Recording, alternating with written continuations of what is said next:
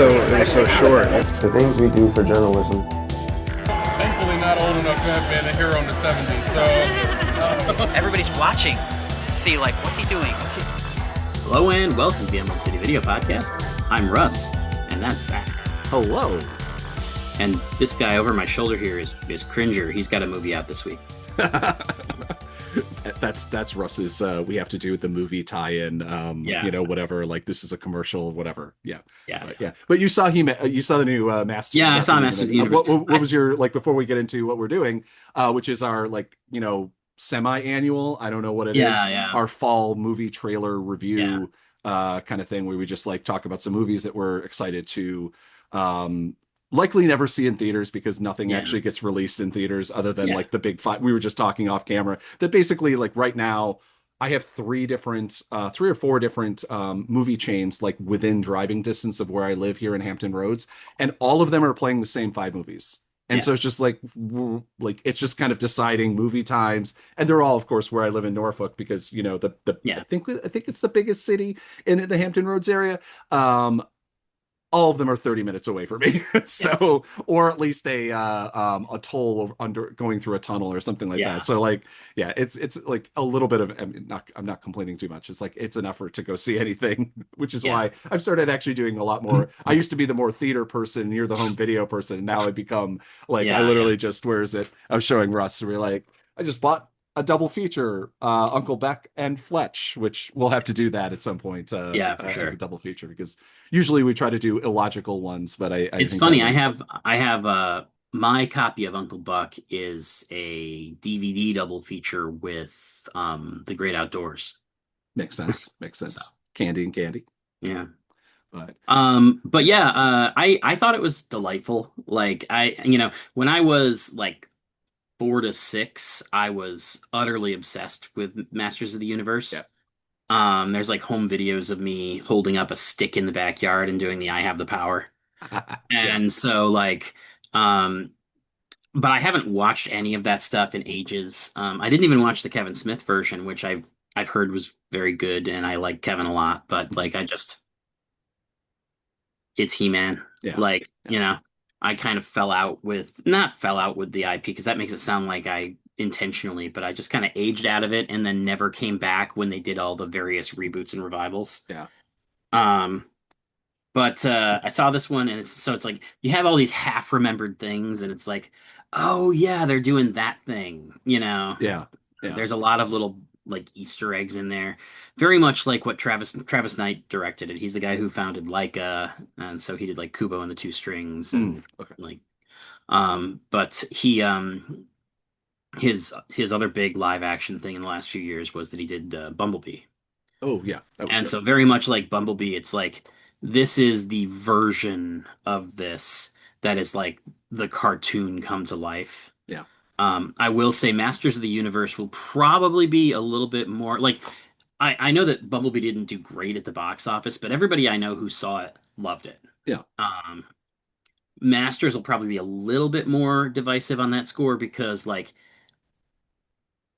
frankly, Masters of the Universe was not as good a piece of work as Transformers. Yeah. The lore's not as interesting. The characters are all pretty shallow, and when you watch the old Masters of the Universe from the 80s, the Dolph Lundgren movie, it bears very little resemblance to the actual lore of He-Man.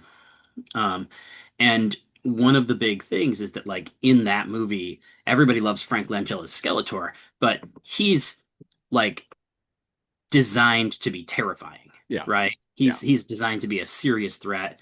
The Skeletor that Jared Leto plays, which fuck Jared Leto, but Yeah. He's admittedly good in this, although I would say there's a weird asterisk to it because it's when you have somebody who he doesn't have a distinctive voice and he's doing a Skeletor impression. Yeah. So it's I don't know that it was necessary to have this guy who's a liability to every set he's on.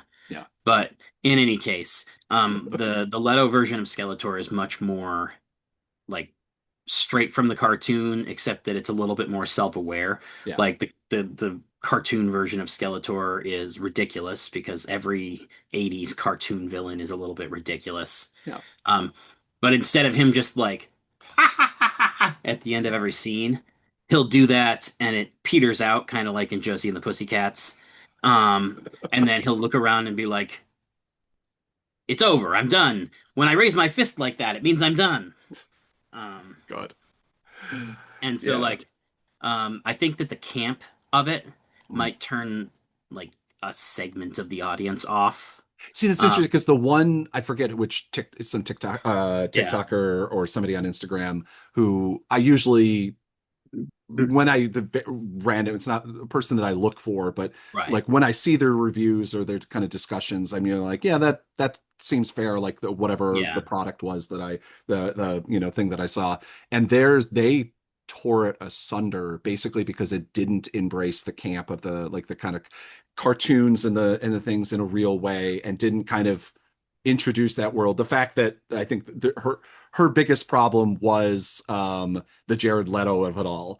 Well, And not that he I was there, but just that he right. didn't do the job that she felt that he should have done. Well, and I get that. I actually had this thought, and I know I've seen a couple of other reactions about this. Like one of the things that they did in this movie is because like He-Man was originally based on this toy line, and the toy line had ridiculous names. Yeah, Like all the characters had ridiculous names because He-Man and Skeletor are your main characters. yeah, yeah, And so like you had Ram Man and Fisto, which is just a guy with a big fist, yeah. and Mechaneck, which is a guy with a neck that stretches. And in the world of this movie, the reason that they are all called that, they aren't, well, first of all, they aren't called that on their home world. Yeah, They have real names. yeah. But the reason that we call them that is because when Prince Adam like fled to Earth at 10 years old or whatever, Mhm. he just remembers these guys and he like draws them and he's like, this is I remember this guy who's a Ram guy, so he's Ram Man, you know. Yeah, yeah. Um, and there's a lot of like beats of like that's the joke. Mhm. The joke is that the names are shitty.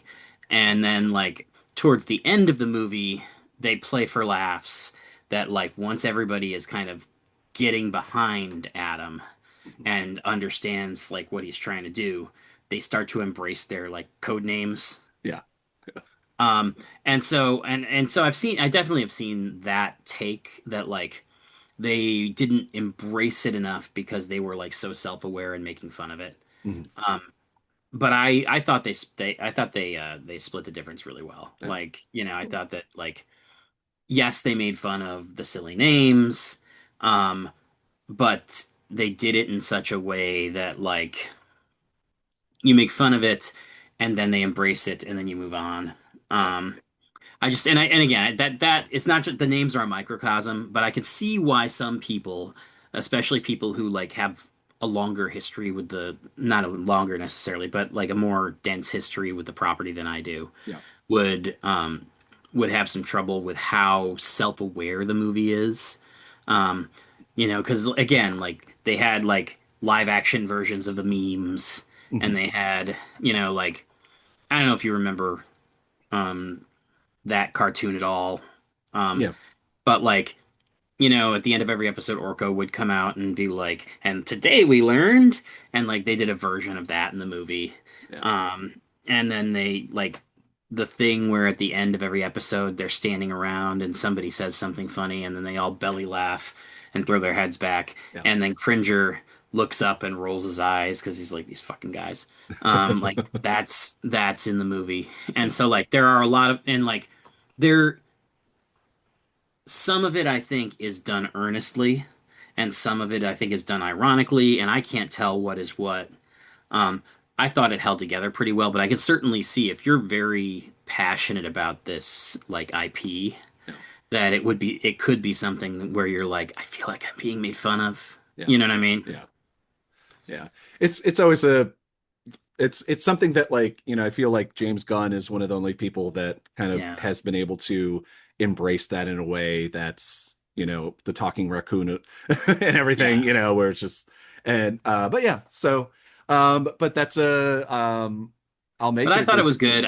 Most of my feed has been people who really enjoyed it. yeah. I have seen some of those concerns, and like I said, I do think it's going to be divisive because I think like maybe camp is not the best way to say it because if they think it's not campy enough, Yeah. but I think like it again, Guardians of the Galaxy is a fairly good point of comparison.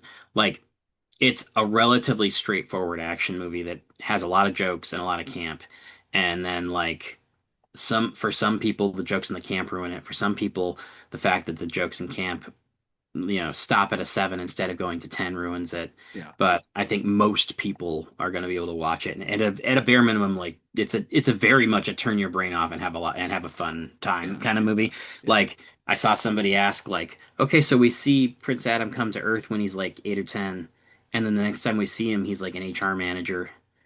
What happened in between? Did he have a foster family? What?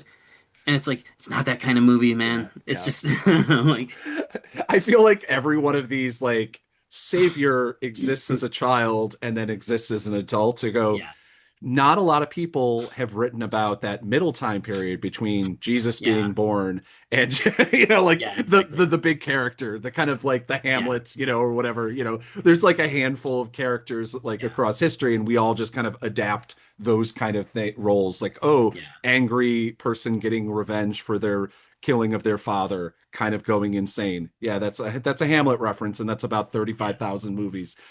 yeah, Savior, Christ Savior. Well, it's in the name, yeah, so yeah, it's that important. We could what it also always does is if the movie does, which unfortunately it doesn't look like, I say unfortunately just because I I'm happy to have like a campy kind of relook at 80s cartoons and things like that, yeah, like yeah. something that's like not so self-serious, like doing the Mhm. dark version of it or doing whatever.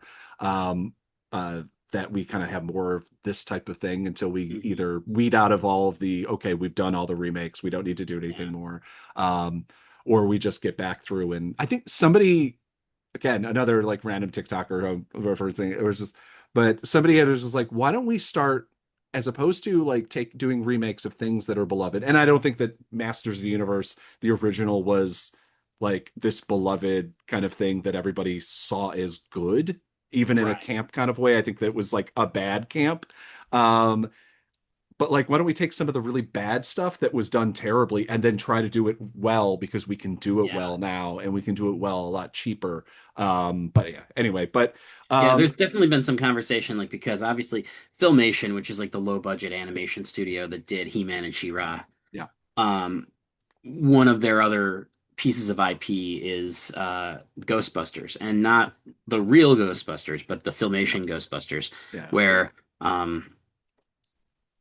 so the original Ghostbusters was like a movie, like some movies or movie serials from I want to say the 50s, yeah, something like that. I don't remember the exact timeline of it all, but like there was a thing called Ghostbusters, and Dan Aykroyd went to the rights holders and was like, "Hey, I want to call my movie Ghostbusters. It's what sounds right in my head. This is the thing I want to do. Can we use the name Ghostbusters?" And they hammered out a deal for mhm, like the production of Ghostbusters to go forward. yeah, But as soon as Ghostbusters exploded and was the biggest movie of the year that year, mhm, Filmation started putting together a cartoon based on those old things. And so it's yeah, like these two guys in a gorilla in like a weird souped up like 50s car. yeah, And like so there's been a lot of people who are like, this is what we need now. We need a like we need a version of the Filmation Ghostbusters that isn't just objectively terrible. yeah, yeah. And I'm just like, I mean, certainly if somebody had a script for that, I'd be down for it, but I'm not Yeah. I'm not screaming for it. Yeah, I mean, I think that and I'm going to use this as a segue into our trailers. I think Yeah, that the yeah. way forward with a lot of using IP that we're familiar with that hasn't Mhm, really had, it's been 20 years since mhm. since a Space Jam came Yeah. out, or however long it's been, 30 years or so, or 35 years since Space Jam? 94, I think, 94, so because yeah, it was after the 30, Spin yeah. Doctors got big because they and Biz Markie. Sorry, I just love that your timeline Yeah, yeah, yeah. You're But talking yeah, like post Spin Doctors PSD, or yeah, yeah. is it BSD? Well, because they had Yeah. on the sound like the soundtrack of set of Space Jam went Yeah. I think platinum because of Yeah. course like all those like back Yeah. then physical media was still selling and but there was a handful of big songs on it, and the one the Spin Doctors did was not super big, but like it did all right, and it was the Spin Doctors and Biz Markie. And I can't remember what they were covering. What's that song? The Casey and the Sunshine Band. That's the way I like it. That's Oh, okay. we were going to talk about upcoming trailers for Yeah. the fall.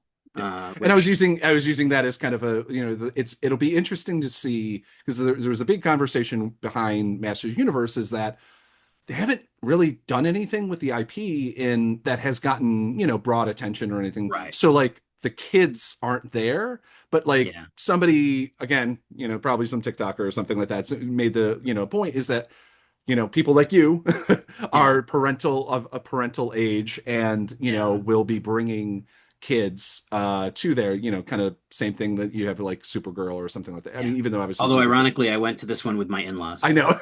I was trying not to bring that up. There was three adults in a room, Yeah, but um, the one that obviously we've talked about before, and had, there's been controversies about this, for years now. I feel like it's been years. Maybe it's only been a yeah, year and a half or 2 years or whatever.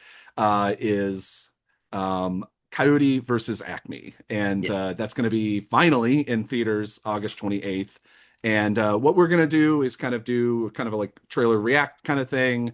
Right. Most of these we've kind of seen before, that sort of thing. So no, there's no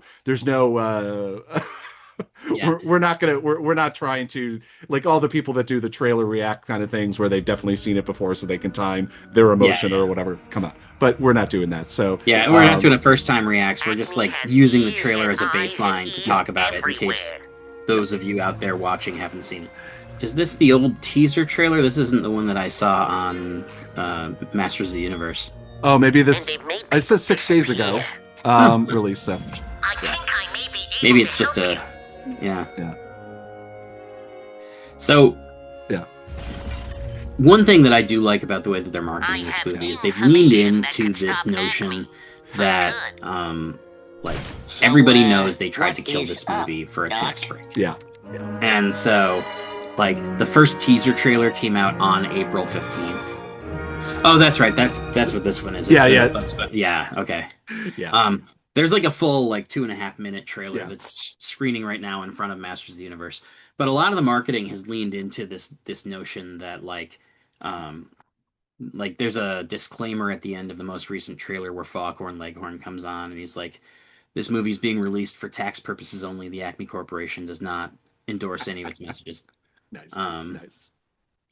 Yeah, no. I'm super excited for this, not only because of the controversy, but also just I I hope that this will be kind of a resurgence again of, they tried to do a Animaniacs kind of reboot. Right. I think it did okay. Like, I think it got Yeah, it more must than have done all right. I think it went 3 seasons. yeah, So. yeah. I mean, and so, but it's interesting, you talk to the kids these days, like the real kids, and like it's not like a huge, like, I think that they recognize Bugs Bunny. They'll probably recognize Wile E. Coyote. Right. They recognize like the big kind of, the Iron Man, the Spider-Man, and the Batman, or whatever, and Superman kind of a thing. And Right. but like, I kind of hope that like this will bring a resurgence of Looney Tunes in general, because I think it's something that is so generational, because there's so few.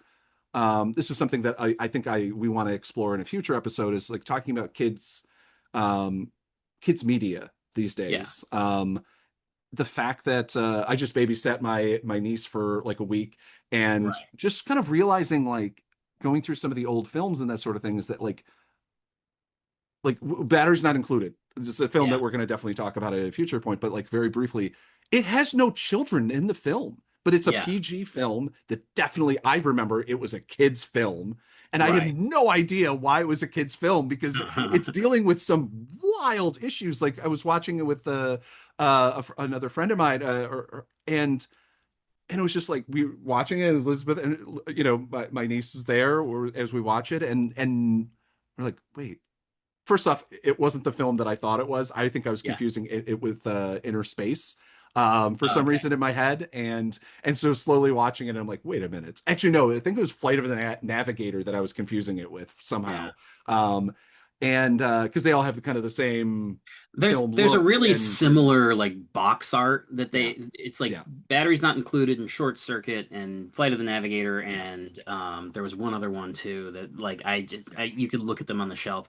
And it's funny because like also in the 80s you had a lot of like horror comedies mhm, um that were directly like homaging, referencing, yeah, pastiching yeah, like kids movies because the idea of like something adorable but dangerous, yeah, think Gremlins, think Chucky, think and so like every now and again it's like you'd see a VHS case and you're like, oh, that looks just like yeah, yeah, Batteries Not Included or whatever, and you're like, oh, except that like these things want these robots don't go inside of the hamburger to hide. They yeah. want to get inside of you and eat you from the inside. Yeah, or You something. know? Yeah, yeah, yeah. No, but it's fascinating to see that, like, and you'd start thinking about like most of the modern media. Like I was going through Mhm. it, just like I asked on Blue Sky, I was just like, what's the last film? Can you think of a film or like a product where the main character of a children's film was Mhm. an adult?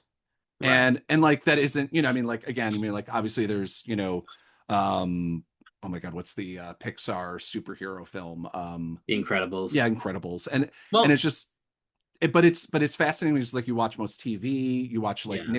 You like the Nickelodeon shows of like even my sisters, my I have a younger sister. Yeah. She's in her mid-20s now. It's weird to think that she's in her mid-20s. She's teaching first grade, so it's like also Yeah. weird that she's an adult. Anyway, but like the stuff that she watched and she grew up on was like all the terrible Nickelodeon shows, not like the good one, not like Yeah. good one.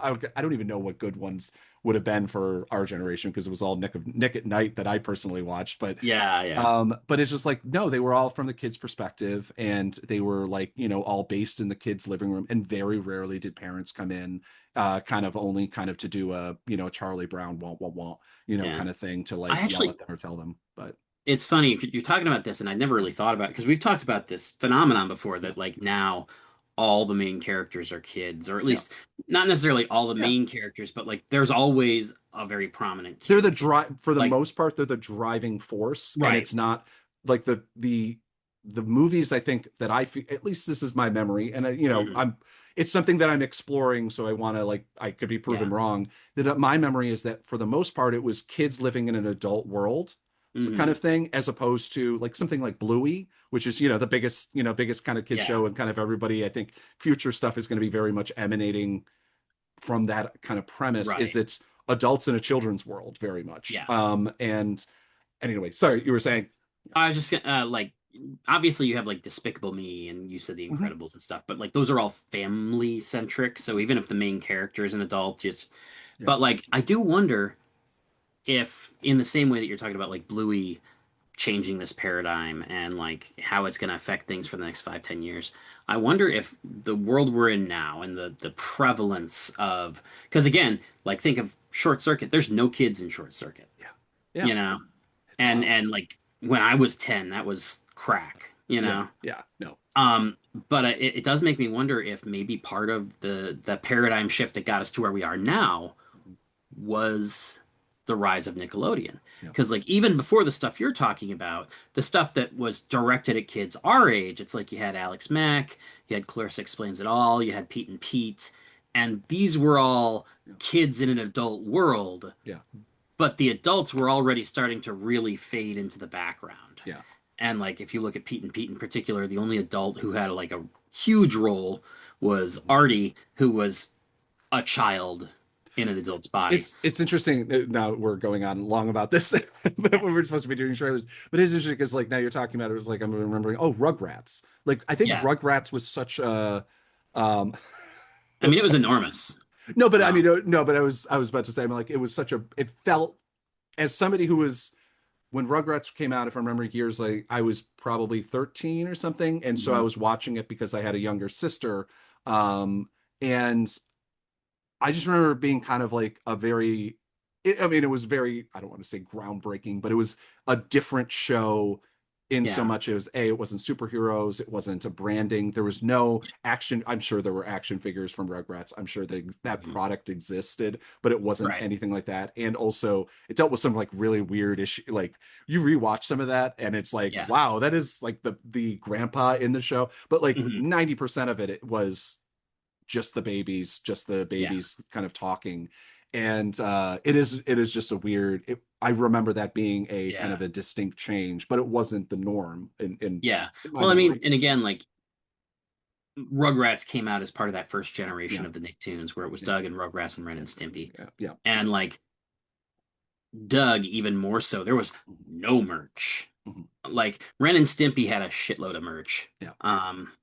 And I think Rugrats had some, but merch really did not start to drive the truck for Nickelodeon in a big way until SpongeBob. But it also, Like I I've mean, actually, I think the difference is that it wasn't, as opposed to GI Joe and kind of, yeah, Rainbow Bright, everything that like from our childhood from the 80s, that was the point was selling the merch, right, not the other way around. Like right, these exactly. shows had merch maybe, but it was kind of like, oh, people are asking for it kind of Yeah, thing. exactly. It was an afterthought because people wanted it. Yeah, Yeah. yeah. It's kind of like Um, what A24 does now. yeah. Sorry. Just anyway, I do feel like we're going to delve into this idea further, and obviously, if Yeah. anybody has any takes on it, we'd love to hear more of it because we're kind of fleshing it out. But anyway, what is your trailer? I was gonna go next to the Death of Robin Hood, which is again that this trailer's been circulating a bit. You probably have seen it. Would you like to know a secret? It's funny that this is Jackman because it feels so much like just Logan again. Yeah, yeah, Um, but it also, I think, speaks to something that's going to come up a lot in some of these trailers, which is the idea of a really gritty and really, Robin Hood. I guess, character-driven Robin Hood. yeah.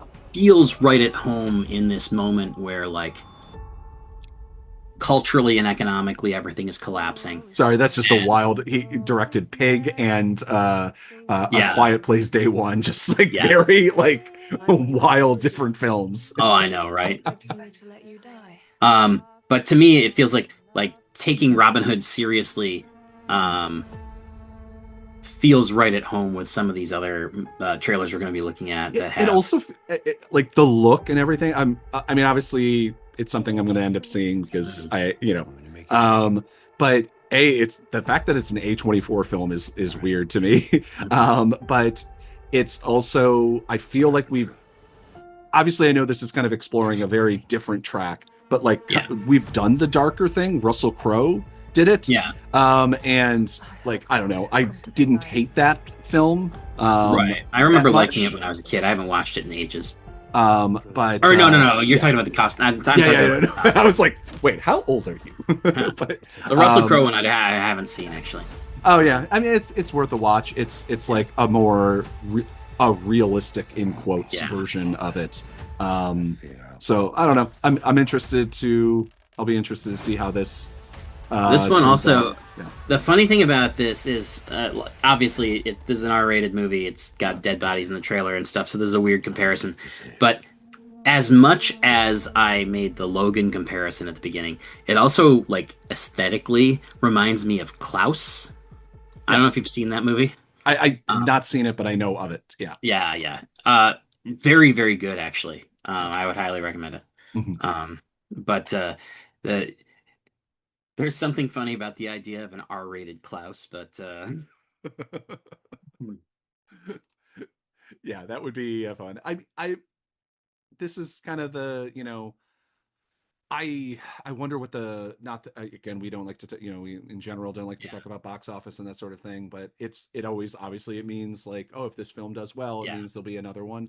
right. And so kind of taking that, I guess it's still IP of Robin Hood, and kind of spinning out from there, and kind of all the different other types of characters. Right. It does what was it, the Terry Gilliam film, which is something I think when this comes out we should do like a double feature kind of thing of the brothers, was it Brothers Bloom? No, not Brothers Bloom, that's a different film. Brothers Grimm, right? Yeah. That was like kind of a very, with Heath Ledger and Damon. Yeah. Oh, Matt Damon. Yeah. It'll be interesting to see how without, because that one did not do well. I think there's other issues going on with that film that why it didn't do well. Yeah, because Terry Gilliam is Terry Gilliam. I was gonna say he is what he. And again, I actually really enjoyed it at the time. I don't know if it would hold up on rewatch. I kind of felt like I really enjoyed the Don Quixote one he did, and then I tried to watch it again after the fact, and I'm like, it just doesn't hit the same way after you've. Look, at Brazil will always be one of my favorite films. Baron von Munchausen will always be one of my many of his films will be among my like top 50 films, but my love for him is kind of faded quite a bit, and that has a lot to, as a director who's kind of always been, been political and also been about how Hollywood is, basically making the Hollywood of Hollywood. I think I've used the of it all several times this episode, but made that as kind of a role in his filmmaking. And obviously Don Quixote is that story. It's like how he, whatever, but you kind of like with a lot of character, with a lot of like, he's a characters within, movie making, whether it be, Orson Welles, Jesus Christ, like Orson Welles and this, people who are problem directors or whatever, you kind of look back and kind of go through things and you're like, he should have known, like there's a certain point, like where it's just like he kind of is asked, he was like he was asking for it in this, like he was like setting it up and being like, okay, I'm shocked that Hollywood did this to me for the 17th time, and it's just like, and there's a lot of other directors that do wildly insane film. I always think Terrence Malick, who do wildly insane things, are not problematic in the way that even Terry Gilliam is problematic, but like he is making the film that he's going to fucking make, and the people that are getting involved should goddamn well know that it's going to be a 3-hour long epic with 35 different actors, like with wide shot, whatever. It's not going to be something that is going to make $300 million at the box office in any version of anything whatsoever, ever. Like Tree of Life was never going to burst, 150 million. And if you invested $150 million on it, you should goddamn well like know that you just invested in art, and that's good. Yeah, people should do that.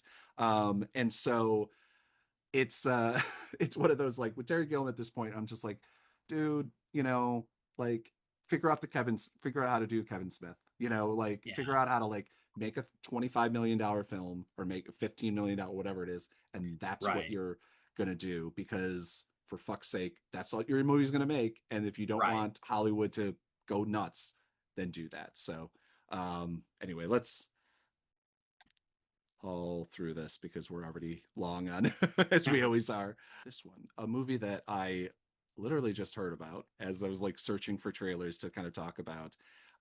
It is Hen. Have you heard anything about this? No. It is... So it reminds me immediately, the concept of it.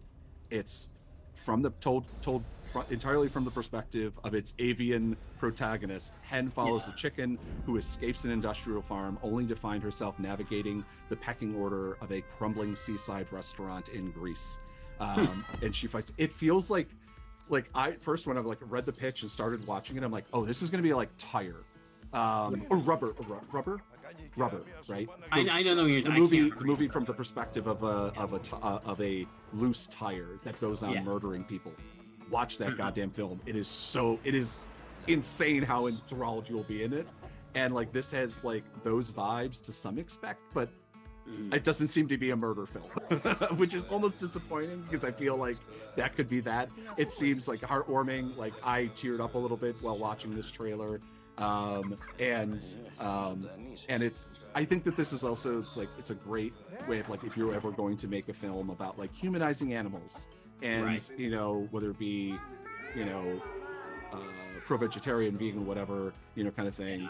I think that this is the way, like, I think about movies from my childhood, that, you know, was about so many, like, they were about animal testing, they were whatever. What was it, Watership Down, and Secret of Nim. I'm trying to remember if that was about something. I feel like there's a couple animated, really dark animated, like, films that were kind of about, you know, animals are things that you should care about. You know, they're not humans, but, you know, you should care about them. And it's like, for a child perspective, I feel like this could be something like that. I don't know what the it's a Greek film, so I don't know what the rating. I doubt it's got rating yet, but there's that final. I love that final shot. Yeah. people in the comments are already like, give this chicken an Oscar. But I like that. I like this. I want them to use the Bo Burnham's The Chicken over the closing credits. There you go. This next one that I had queued up is just a teaser. But it's the movie Digger. Okay. Again, I know basically nothing about this. I chose it because it's Iñárritu, and the main character is Tom Cruise. Oh. Which is both an interesting partnership, but also, like, didn't Iñárritu do Abre los Ojos, or is that? I thought he did, and if that's the case, then obviously, like, Cruise did the remake. Yeah. All right, but.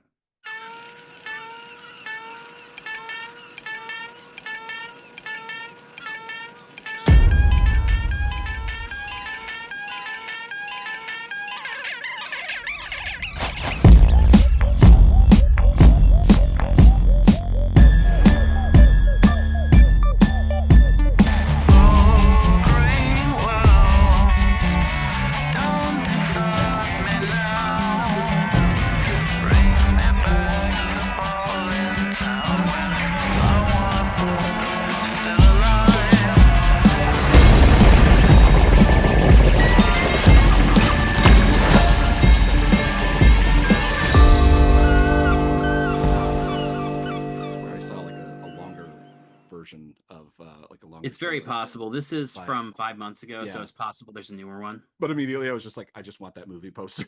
I know. I was thinking that, like, the thumbnail is like the like pop art version of the. What's funny, this thing here, I'm still sharing the screen. This Carl Urban movie, I Object.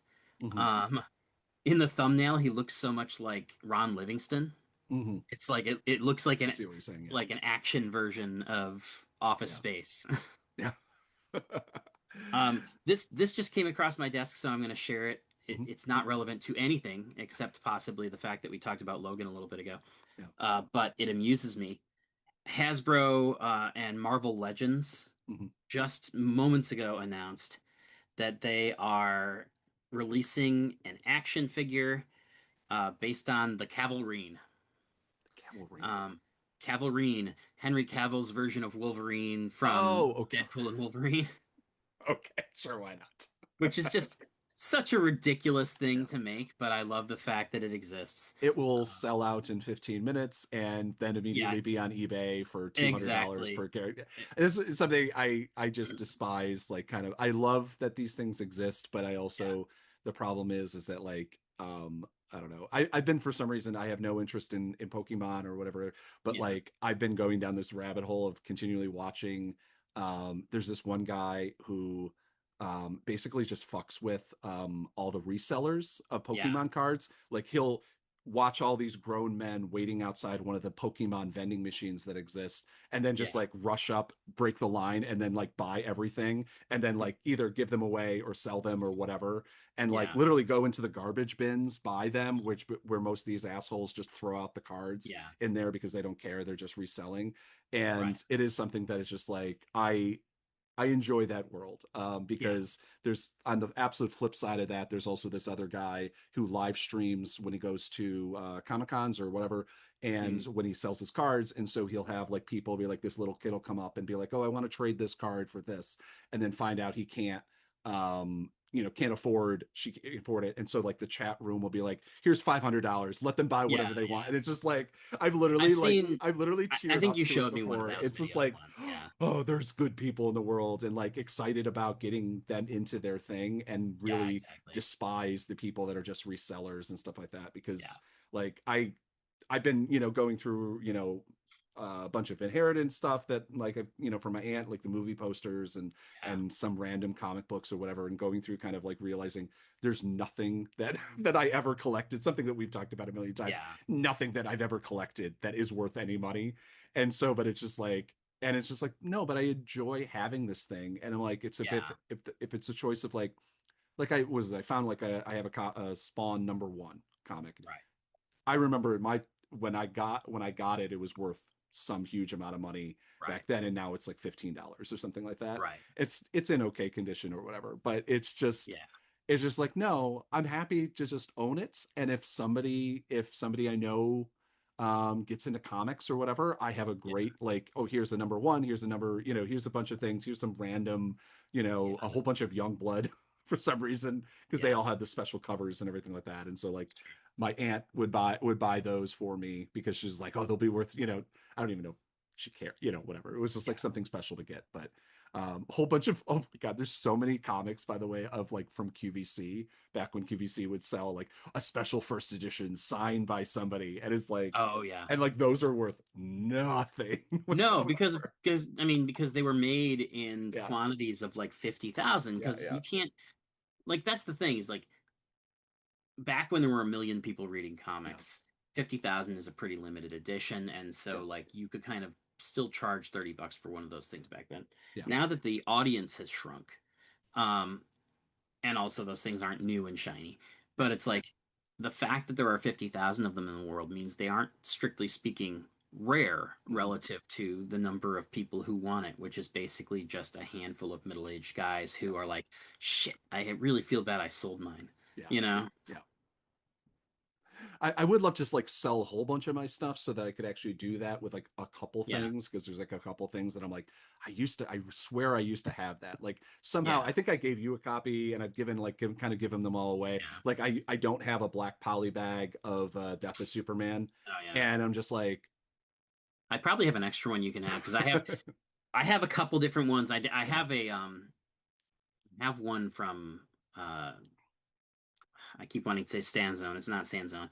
Whatever the local distributor was. mhm, Um, and Jeff at Cloud City gave it to me for like $5 or something. I mean, it's still not worth a ton. It's worth like the Baghdad is like yeah, goes usually for between 12 and 25 yeah, bucks. yeah, But like in this one in particular was interesting to me because it had a sticker on it from the local distributor, yeah, and it was like it had the numbers that like whatever the comic shop was had yeah, ordered. yeah, And so it was like, oh, you get to see that like one shop in a fairly small market yeah, ordered, you know, 600 and something copies or whatever idiot yeah, thing it was. yeah, And get a sense for how huge of a deal that event was, mhm, but also like you put a fucking sticker on it, dude. Now it's I know, worth yeah, less. yeah, Uh, yeah, but it's worth more to me because yeah, I'm fascinated by the moment in history more than yeah. I am like having a fancy version of a comic that I already own 10 times. Yeah, yeah, that you can never look at too because it's in a Yeah, poly bag. So it's also yeah, that like it's not even like, oh, I can't, but yeah. A lot of I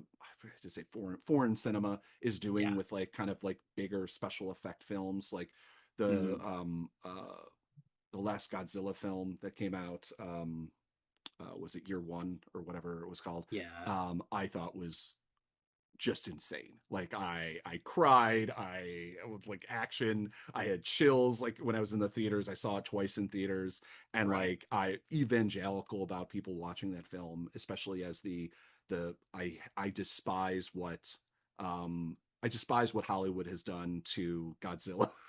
And giving it like the last Godzilla, it had like an arm sleeve on it. I don't know if you've watched any of them, but like the last one was just so bad because now I don't remember. it's teamed up with Kong against the other ones, and there has to Oh be yeah, yeah, yeah. it's all this like I'll go see it in theaters because I love ridiculous big spectacle films Right. in theaters, but like it's just obviously it's all CG, but it's like everything is CG. Unlike you can watch the Japanese ones and they're like, oh no, this part is CG, but no, they really that's a model that they destroyed. Like, and there's a lot of it, but it's not 98% CG by volume. But it's also like it's also just like there's a story there as opposed to just mid Hulk smash kind of shit. Yeah. So yeah.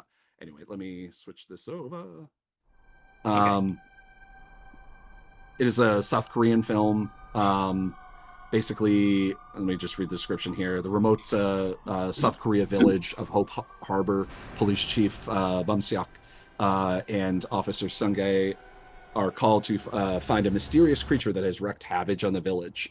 It feels like it has some strong A Quiet Place vibes, but this trailer is insane. Just the set piece of obviously everything's physical, everything's real. Right. Like it's just like such a good opener. And then these it's just like it's gorgeously shot. Obviously it's by the director of the LOC and The Wailing, so he's like it's very competent director, very competent team. But just looking at it and the fact that like, oh, this is this is very clearly practical. And the fact that like most, obviously The Quiet Place did that too, like, so it's not, 101, but just I love this so much. Like the movements and like the choices, it feels more like not a guerrilla film, but like I guess a guerrilla film. Like it feels like it's like more emotional, even though it's a film that's on the scale of, the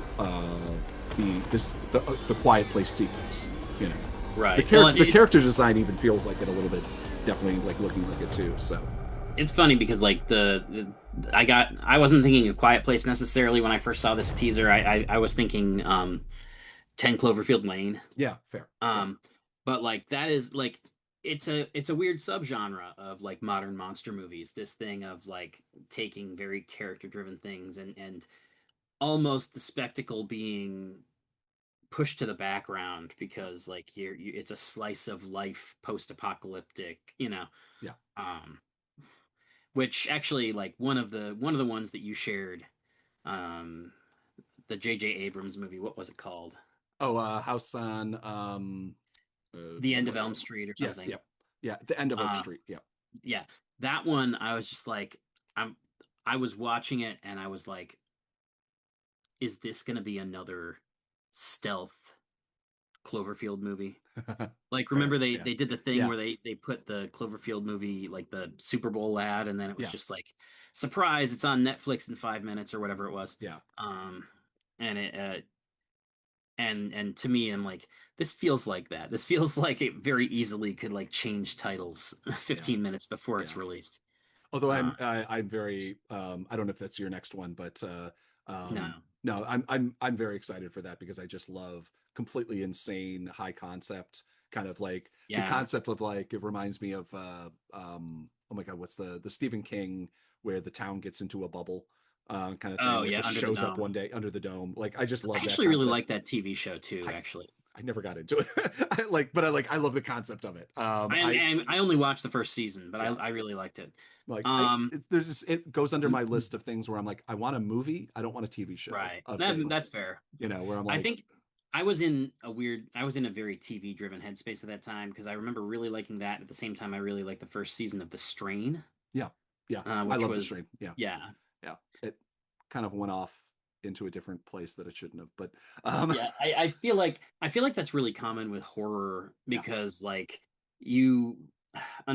especially if it's not guaranteed multiple seasons. Like, it's one thing if they're going to come in and be like, screw it, we're going to give you 3 seasons of Jason. You can build a narrative, but like if you've got to have a satisfying ending at the end of a horror story, it's real hard to like pick back up. And I'm trying to remember if the ending happens. That had a weird first season where the ending, I don't want to give, I mean, it's a very old show, but it's very much a spoiler thing. But it's just like, it had a very weird ending. And I'm trying to remember if the ending actually happened at the ending of the show or it happened at the start of the next season. Because I remember it being a weird thing. But that was one of the most, they mastered the frustrating cliffhanger every episode. It would be like Yeah. it's kind of like Walking Dead a little bit too, like did that too, where it's like 45 minutes of relative boredom.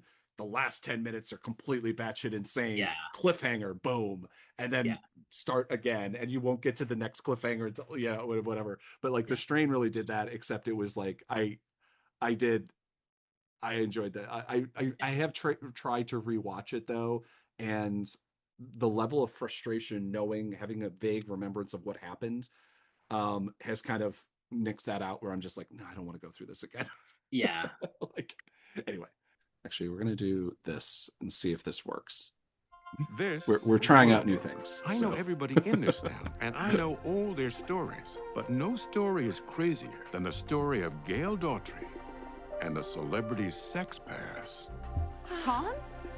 I love the voice of like the narrator that exists in the world. Remember? That's the thing. Do you really think that we should do this? Tom gave you a free pass too. That's true. By the way, I love Zoe Deutsch. Like, I'm kind of glad that she hasn't gotten as big as she deserves, because it has kept her doing these oddball little projects that are so lovable. Yeah. She did. It was Buffaloed. Did you see that? I'm pretty sure that was her, right? I think it was. I think so. Yeah. I can't check right now, but yeah, no, that was fantastic. Hi, we're here to see John Hamm. It was about debt collectors and stuff like that, and it was great. Yeah, I know. Thank you, man. Thank you. Hey, y'all have a good day. No, wait, come back. Wait, ow! I love the random edition of him. I know. I think that He's a really good choice. it is. Well, first of all, like, I don't know if you saw any of the interviews that he and Ham did together for Fletch, but like, they are just so charming together. And secondly, I think that like it's a great idea because like inherently the idea of like going to this extreme length And Weird Al. Yeah, and Weird Al. This is actually how I heard about this movie, is that Weird Al shared a picture of him carrying a machine gun Nice. on social media, and I had to go figure out what the context was. Yeah. But and like Thomas Lennon looks really good in this. Is that him? Is that Thomas Lennon? I think. I think so. Yeah. It's either him or it's that guy from My Name Is Earl who looks just like him. But in any case, I think it's Thomas Lennon, and he looks really funny in this. And actually, this got to be because it's a David Wayne movie. I keep forgetting this is the guy who did Wet Hot. But what I was saying was that having Slattery in it is great because this premise inherently opens it up to being like kind of creepy and stalkerish. Yeah. And like obviously on the one hand, the fact that it's Zoe Deutsch, who's like adorable but also physically not imposing, like mitigates that a little bit. Yeah. But I also think having John Slattery in the movie mitigates it because like he's so linked with Ham in the public imagination that it like inherently it's like, no, my friend's here. Like if he's part of it, then you know what I mean? Yeah. It adds strong, we always talk about double features or whatever, but like strong Bowfinger vibes in a way where it's just like a guerrilla kind of team gets together to try to like meet a celebrity, which always is like, it'll be interesting how it walks that line of, because like we've had like quite a few number of like celebrity stalkers that have like not been fun. And I was just watching, I didn't actually finish it because I was in it. But there's a recent film that has, and I'm blanking on everything about it, so I'm just gonna move on from that idea. So, but yeah, no, this is definitely one that I'm super excited for. I'm hoping it'll be interesting to see. We didn't check any budgets, but it's like again, like where I'm like, I hope these are the type of like indie vibe films, whether or not they're actually, I don't like adding, if it has John Hamm in it and it has like a couple of A-list stars and then I'm like, I don't think you can call it indie, but it also in the age of the kind of crass we add this Hollywood actor to a cheap film because we paid him 50% of the budget, like Bruce Willis and oh my god. Well, I mean, again, John Hamm, I don't know what his back end deal was, but like famously, John Hamm donated like half of his paycheck back to Fletch because they ran out of money, and he was like, "Oh hell no!" Like, Yeah. he was really excited about being in that movie. He wanted to get it actually made and released, which was good. And I wish they'd gotten the second one. Yeah.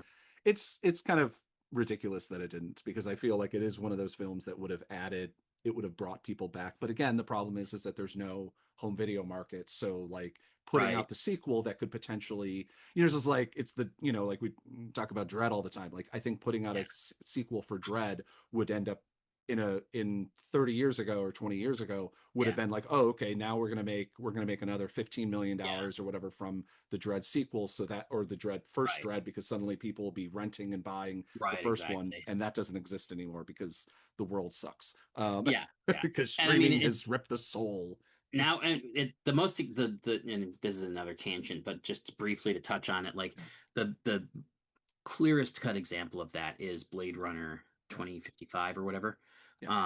Where it's like Blade Runner is famously one of the greatest movies of its genre ever made, but it bombed at the box office because the audience didn't know what to make of it at the time. But by the time they finally got around to making the second one, it bombed at the box office again. And it's just like, because there was no middle class movies left. I mean, again, like, not that was ever going to be a middle class movie, but it really should have been more in the order of like a $75 million, like Supergirl, Deadpool kind of movie, as opposed to whatever it was, which I think was like cost as much as Avengers. And the hope, I don't know where, there's so many of these films that I just don't understand where they think the box office is and where the profit is. And obviously, and again, like Masters of the Universe falls into that. It's like, I really enjoyed that movie. I hope it does well by whatever the standard is that Amazon says it's going to do well. According to a statement that Amazon made, they basically said, we're not super worried about the box office because we think it's gonna, like, the response from the audience has been so positive that we think it's going to be an evergreen thing. And if that's true, amazing. Again, the most important thing, I think, is not the actual number of the box office. It is the expectation of the studios. And it's, because, like, again, go to the Batman v Superman example. It's like they spent a shitload of money on that, but it also made $950 million.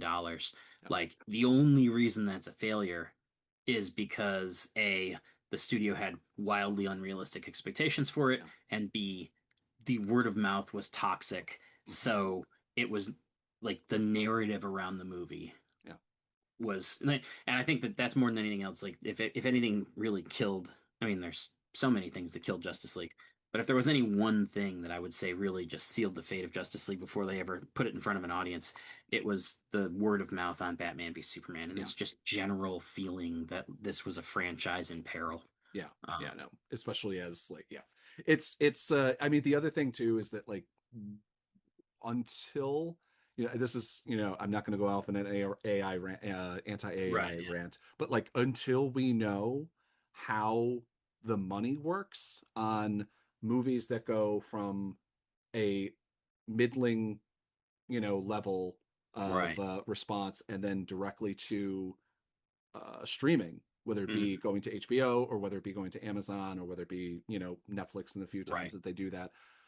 We don't know how successful films are other than just the response of the studio going, or the streaming service going, because I mean, we had during COVID, we had all these big films that came out, Suicide Squad, the Suicide Squad, I was trying to remember which one is which. The Suicide Squad is done.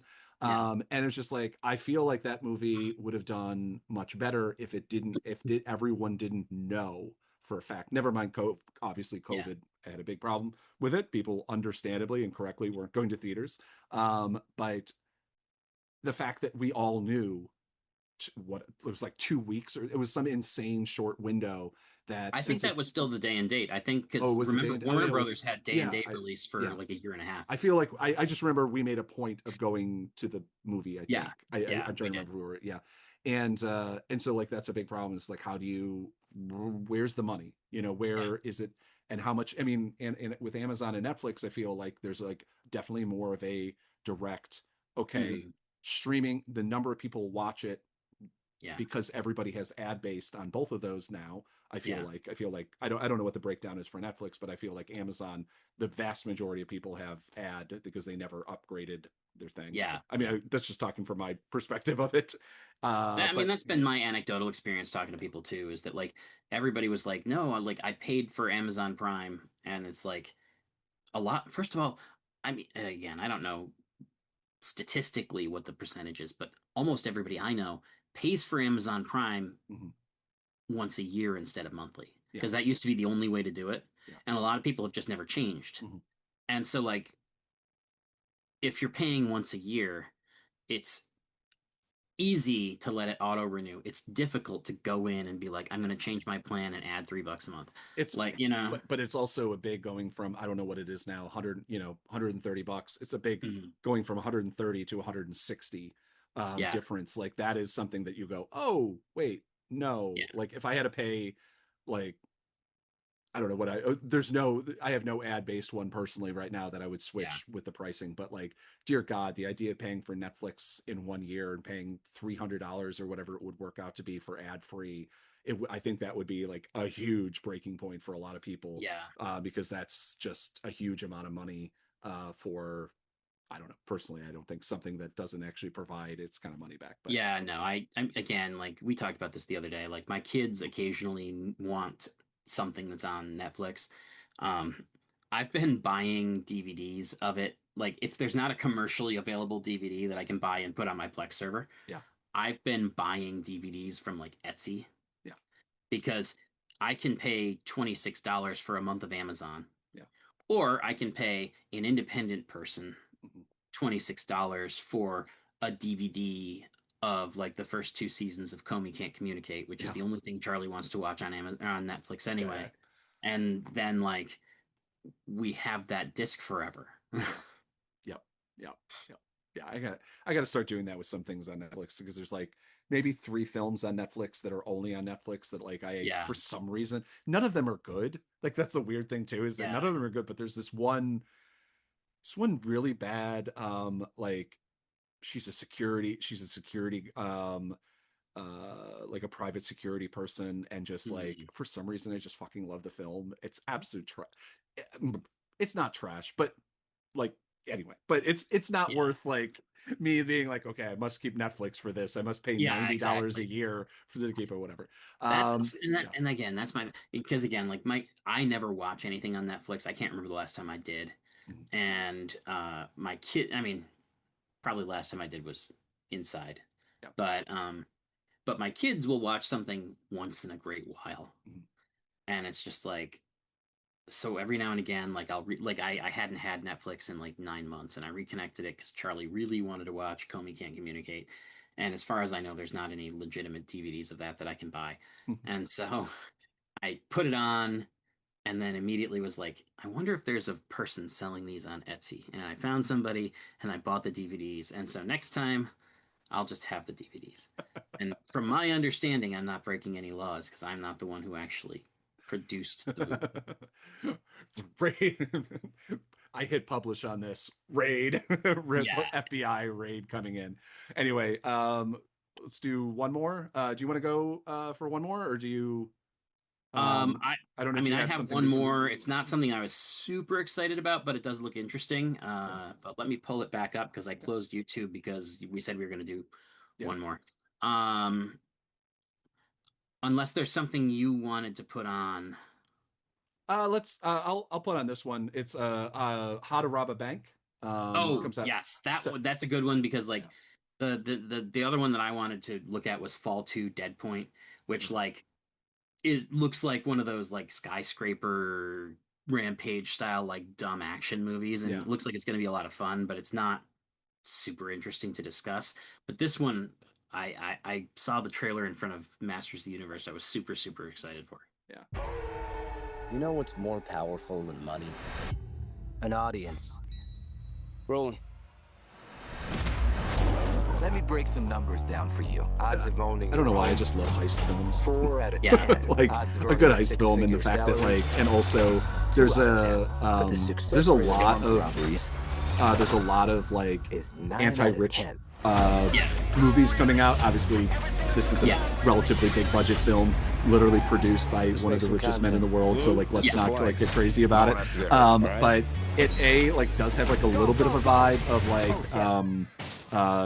John Waters, oh my god, Cecil B. Demented. Cecil B. Demented, thank you. And just the social media, kind of using media aspect of it. And there's another film that I wanted to talk about, but I just realized it comes out like this week, so it's not a fall film, which is the Rich Flu, which is all about rich people basically getting the flu and dying very quickly. And so it's I'm interested to see like that was my note on those two trailers collectively was that like I wonder if these guys are aware of like what this trend suggests about where we are at mentally right now. It is such an interesting thing because it's like, you know, that like they're in their bunker and they're whatever, so it's like they're just like, they might as well feed it to us, and like we'll pay them money to watch them get, because it's the only satisfaction we'll have. But kill someone you love, they don't get a bullet. I do love this cast is fantastic. Oh yeah, if nothing else. Like, have you seen it?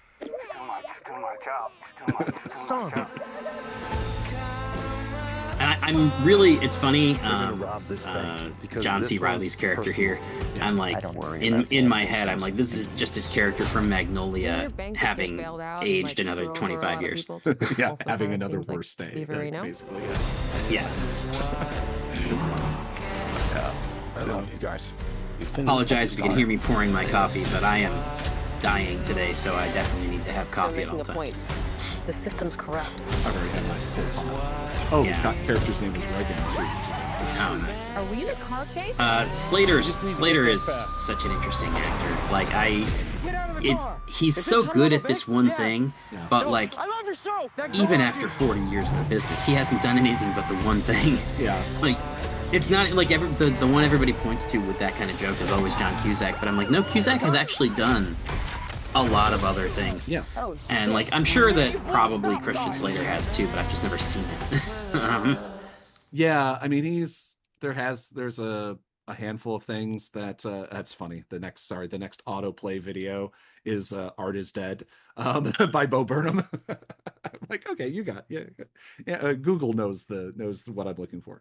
But yeah, no, there's so many actors that like I don't know what his story is. He's somebody I've never like tried to go down the why didn't he make it big kind of thing, because I mean he was big, he was at the top, and then what I've heard secondhand is that he's one of those guys, kind of like Eric Stoltz, where it's like he's very rigid and he's like, no, like this is how I want to do it, and doesn't take like direction well, doesn't take feedback well, and so probably just that limits what you can do, because you can't work with Spielberg if you're unwilling to let Spielberg give you notes. Again, that's anecdotal. It's but having interviewed Slater a couple of times, I would fully believe it. Like he seemed perfectly professional, but not warm. And to me, like when he's doing like dopey little like one of the things I talked to him for was Batman Assault on Arkham. It's like a direct DVD animated movie.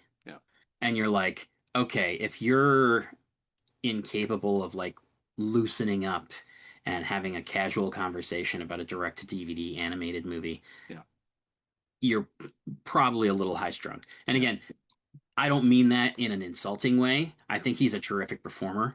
But like having heard that he's rigid and a little bit hard, I won't say hard to work with because that's not fair, but like that he doesn't take feedback well.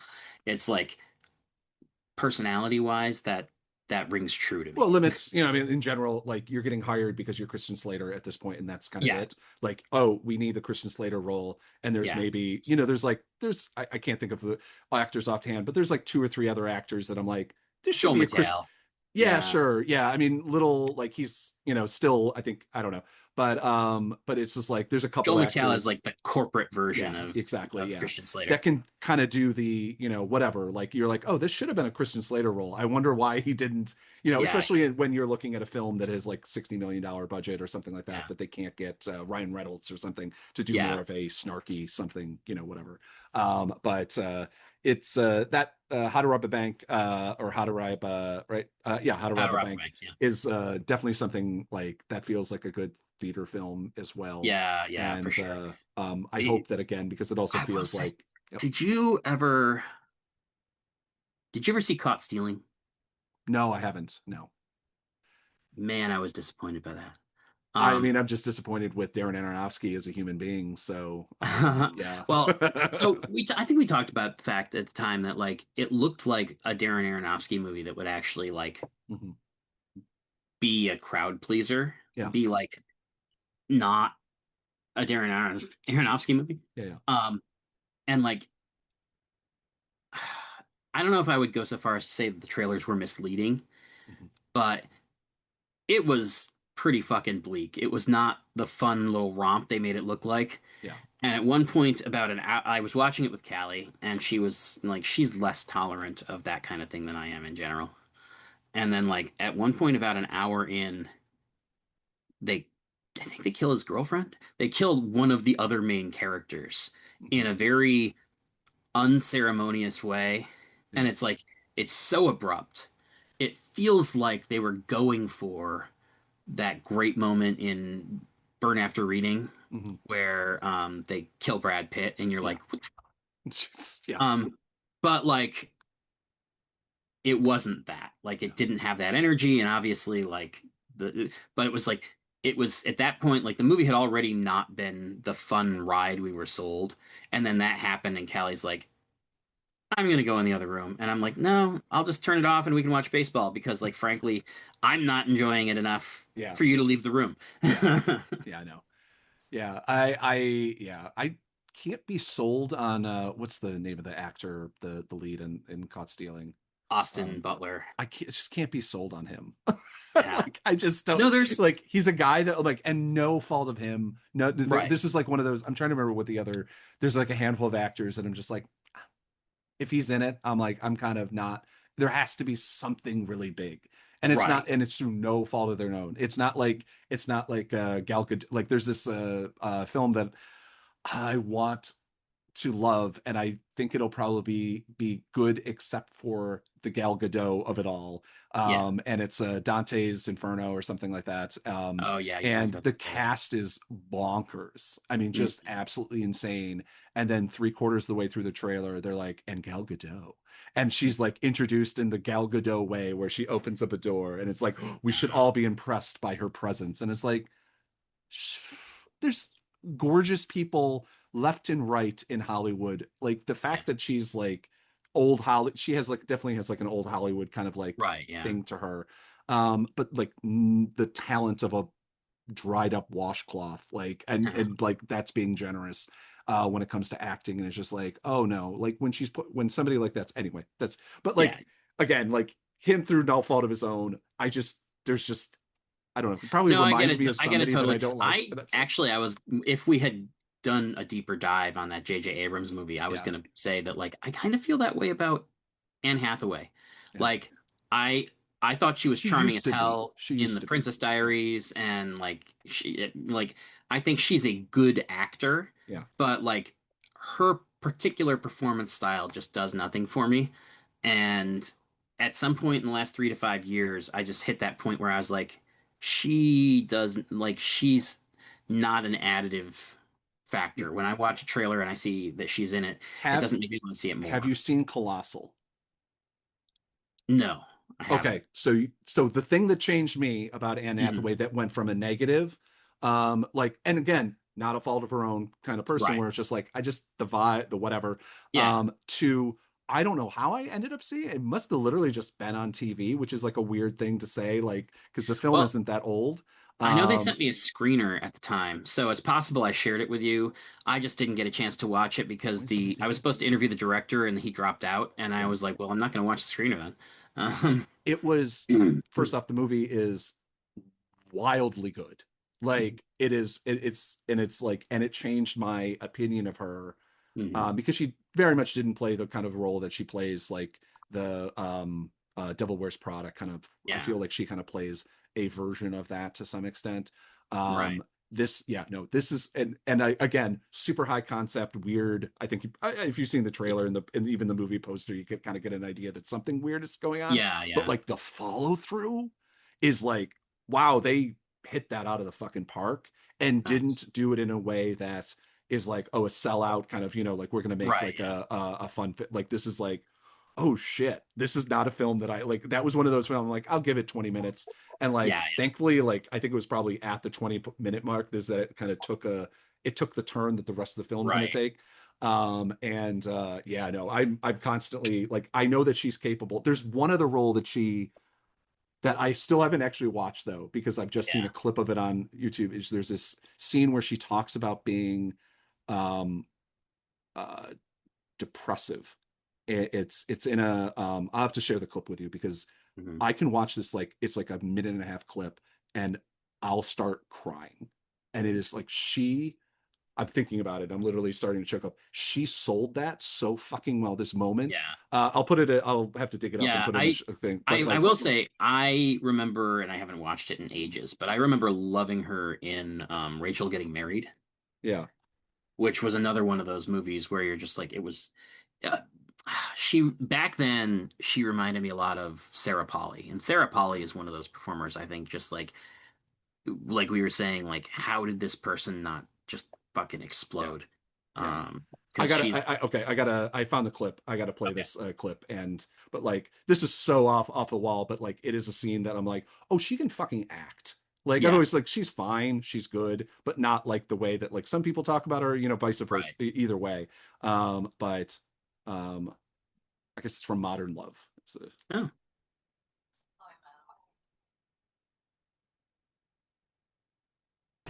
I am impossible to be around. I can barely answer the phone. I'm totally unreliable as a friend. In fact, in some ways, I'm probably the worst friend you could ever have. Don't check a single box. I have a meeting 5 minutes ago. Okay. Phyllis, hey, those guys from admin in my office, tell them we have to cancel today. I'll see them tomorrow. Yeah, and I'll tell them I'm really sorry.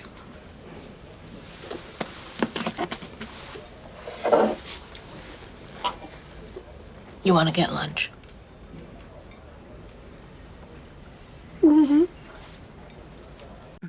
Thanks everybody for listening. Be back here by noon on the 5th day for more Emerald City Video, and always remember to rewind your cassettes. Oh.